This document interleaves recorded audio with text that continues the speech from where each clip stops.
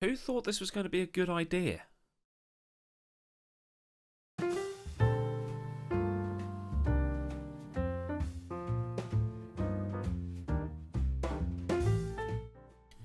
So this weekend, Formula 1 will see the introduction of a pilot scheme directed towards the sprint race format. A format that's brought up a lot of discussion and also drummed up a little bit of controversy. I even covered my initial reaction to this proposal a few months back, saying that sprint racing should just stay in the BTCC and lower category formulae, and it's a stupid idea and it will never happen. Well, here we are. The official Formula 1 website talks about enriching the experience of a full Grand Prix weekend, from the tension of Friday's flat-out qualifying session through to the checkered flag on Sunday afternoon. Fuck off. All this is just another way of saying improving the show. And that's something I talked about in another video where I basically said things along the lines of, we're changing the rules seemingly on a weekly basis because reasons. And also something about manufacturing entertainment and comparing it to making the goals a couple of feet bigger in football to allow for goals that Czech guy did against Scotland, but all the time. The other thing is, F1 is all about your gearbox has to last X amount of races, your engine and turbos have to last Y amount of races, you've got Z many of each for the season. If you keep blowing them up, then you'll be at the back of the grid every single race. So we're going to make you ration your parts by making you race more. Now, the proposed plan was to trial 3 Saturday sprint races at the British, Italian and Canadian Grand Prix, although this is going to be changed up slightly because of the cancellation of the race in Montreal, but the plan is still happening for this weekend, and it looks like that the one at the Italian Grand Prix is still going ahead also. So qualifying moves from the Saturday to the Friday afternoon, and it will run in the same elimination style format we've grown to love over the last however long it's been. The usual longer first session, slightly shorter second session, and then the banker plus YOLO third lap session that we often see. Biggest balls wins, that sort of thing, which is cool. But where this changes is that the qualifying on Friday will set the grid for the sprint race on the Saturday afternoon, instead of being the qualifying for the actual race on the Sunday, if that makes any sense. The results from qualifying will carry into the sprint race, and the sprint race only. The race itself will be approximately 100 kilometers or 60 miles, which at Silverstone is 17 or 18 laps give or take. Then the finish of that race will then set the grid for Sunday's race, which will run at normal full 300 kilometer or so distance. But this then opens up a question of why will and should anyone actually bother racing, because cost caps are now in place, accidents are bloody expensive as we saw at Imola, gearboxes can go tilt, turbos can go pop, and with the 23 season proposed to go through 2021, teams will want to drag out performance and life for as long as humanly possible.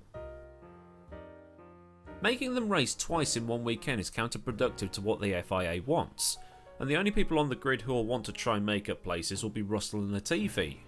Maybe also Schumacher and Mazepin, but let's be honest, that Haas ain't going anywhere at this point. And what if a gearbox does go pop in the race? Will there be penalties? Well, F1 is saying that Parc Fermé will be changed slightly to accommodate. Allowances will be made when it comes to changing engine and gearbox cooling, as the temperatures can change, especially at Silverstone where, it's Britain, 4 seasons in one day can happen. But those alterations to temperature, it appears, can only be done if the temperature swings by 10 degrees Celsius or 50 degrees Fahrenheit overnight, which, well, it ain't happening, even at Silverstone. And if you are one of the unlucky buggers to lose a front wing in that sprint race, the teams are allowed to revert to a previous spec front wing without a penalty. But only if they've run out of current spec front wings, that is. So let's be honest, there aren't any precautions in place in case an engine or gearbox goes tilt during the sprint race. GG FIA. But between the qualifying session and the sprint race, adjustments can be made to the springs, dampers, camber, toe and or ride height in between those 2 sessions. So while Parc Fermé is in effect, they've still got that little bit of wiggle room to play with, but that's it, to be honest. And it's not like there's anything on the line in terms of points or prizes either, because 3 points go to the winner, 2 for second place, and 1 point goes to third. There's no incentive to really race there, is there? There won't be a podium ceremony, as that's reserved for the actual Grand Prix on Sunday, but apparently there will be some sort of ceremony for the top 3. And if they hand out gold, silver and bronze medals like they do in the Olympics, I'm going to lose my marbles.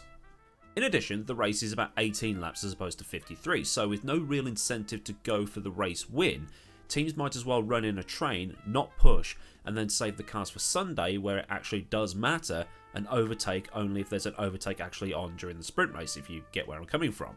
They might as well just wait for the actual race where there is more time to make up ground as tyres die off, and drivers get fatigued, and you know, all that sort of stuff. I just don't get why they're doing this. I just hope it fails, along with Bernie's sprinkler system idea, or Bernie's medals, or Bernie's double points ideas, or Bernie's... Because let's be honest, not only is this something that nobody wanted, it's also going against the things that F1 has been banging on about with regards to cost cutting, cost capping, making equipment last to, you know, cut costs and things like that, and then they're just going to make them race more. So I'm expecting a train on Saturday and a lot of bored people in the stands. And there will be a lot of people in the stands because Silverstone is allowing a lot of people into the circuit on Sunday. And a lot of the tickets were given on a priority basis to NHS staff and other frontline workers like teachers, because teachers often got forgotten in the, you know, shutdown that happened. But anyway, that has been a brief guide and updated opinion, bless you. Opinion hasn't really changed, to be honest. I still think it's BS, and I hope that's come through well on this video. So leave all your thoughts down in the comments section where there is somewhere to get a discussion going. And, you know, do get that discussion going because that's what this series lives for.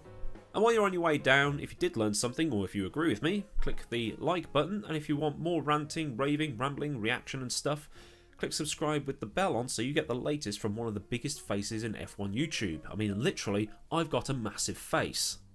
And as always, there is a massive thank you to the good people of Patreon who continue to donate to the channel. And if you do want to help support the channel on a more personal level or just join in Discord and stuff like that, links to Discord, Patreon, social media are all down in the description box for you, so it's easy to get to. So until next time, I've been AdmiralLaWind, and I will see you all later for a live stream that will be also linked in the description for you. It's actual sprint racing with purpose.